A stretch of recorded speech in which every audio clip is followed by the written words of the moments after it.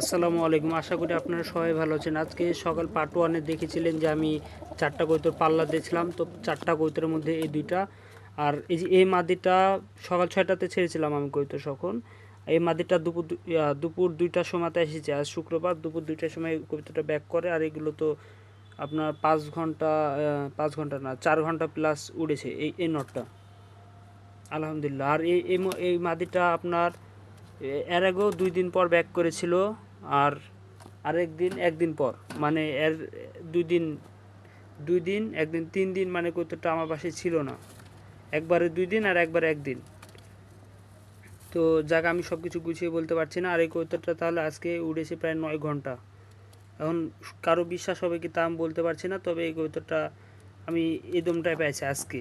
কবুতরটা যখন ফিরে তখন মানে এর অবস্থা একদম খারাপ ছিল, মানে একদম নাজেহাল। তো শহর আমার হাতে ফোন ছিল না দেখে আমি কোনো ভিডিও করিনি। এটা হলো ঢাকাইয়া গিরিবাজ। এদের নজর খুব ভালো ভাই।